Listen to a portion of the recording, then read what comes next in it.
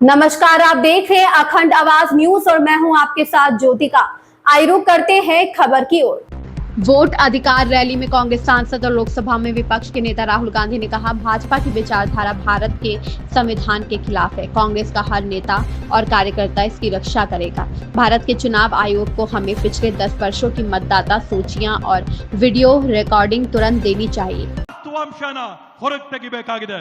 मैं आप सबका दिल से धन्यवाद करता हूं कि आप कांग्रेस पार्टी के कार्यकर्ता जिनके खून में इस संविधान का डीएनए ನಾನು ಮತ್ತೊಮ್ಮೆ ತಮ್ಮೆಲ್ಲರಿಗೂ ಕೂಡ ಮನಸ್ಪೂರ್ವಕವಾದಂತ ಧನ್ಯವಾದ ಹೇಳಕ್ ಬಯಸ್ತೇನೆ। ಕಾಂಗ್ರೆಸ್ ಪಕ್ಷದ ಕಾರ್ಯಕರ್ತರಾದಂತ ತಾವೆಲ್ಲರೂ ಕೂಡ ತಮ್ಮ ರಕ್ತಗತವಾಗಿ ರಕ್ತದಲ್ಲಿ ಸಂವಿಧಾನದ ಡಿಎನ್ಎ ತಮ್ಮೆಲ್ಲರಲ್ಲಿ ಕೂಡ ಇದೆ ಅಂತ ಹೇಳಿ आपको याद होगा कि कर्नाटका की सरकार चोरी की गई थी। ತಮಗೂ ಕೂಡ ನೆನಪಿರಬಹುದು, ಈ ಹಿಂದೆ ಕರ್ನಾಟಕ ರಾಜ್ಯದ ಸರ್ಕಾರನ ಕೂಡ ಕಳ್ತನ ಮಾಡಿದಂತದ್ದು। पैसा देकर चोरी की गई थी, ಕಾಸುಗಳನ್ನ ಕೊಟ್ಟು ಹಣ ಕೊಟ್ಟು ಸರ್ಕಾರ ಕಳ್ತನ ಆಯಿತು। और मैं आपसे अब कह रहा हूं 100% सबूत के साथ कि लोकसभा में भी आपसे चोरी की गई है। ನಾನು ಮತ್ತೊಮ್ಮೆ ತಮಗೆ ಹೇಳ್ತಾ ಇದ್ದೀನಿ, 100ಕ್ಕೆ 100 ವಿಶ್ವಾಸದೊಂದಿಗೆ ಹೇಳ್ತಾ ಇದ್ದೀನಿ, ಸಾಕ್ಷಿ ಆಧಾರದ ಜೊತೆ ಹೇಳ್ತಾ ಇದ್ದೀನಿ, ಲೋಕಸಭೆಯ ಚುನಾವಣೆ ಕೂಡ ಕಳ್ತನ ಆಗಿದೆ ಅಂತ ಹೇಳಿ। बीजेपी की विचारधारा इस संविधान के खिलाफ है। ಬಿಜೆಪಿ ಅವರ ತತ್ವ ಸಿದ್ಧಾಂತ ಈ ಸಂವಿಧಾನದ ವಿರೋಧವಾಗಿದೆ। और ये हिंदुस्तान के गरीब लोगों का, किसानों का, मजदूरों का, छोटे व्यापारियों का हथियार है।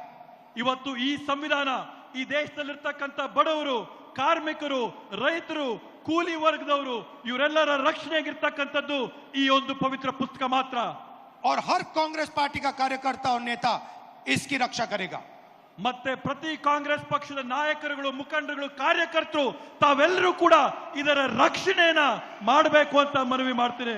और इलेक्शन कमीशन को एकदम हिंदुस्तान की सारी इलेक्ट्रॉनिक वोटर लिस्ट पिछले 10 साल की हमें दिलवा दे देनी चाहिए।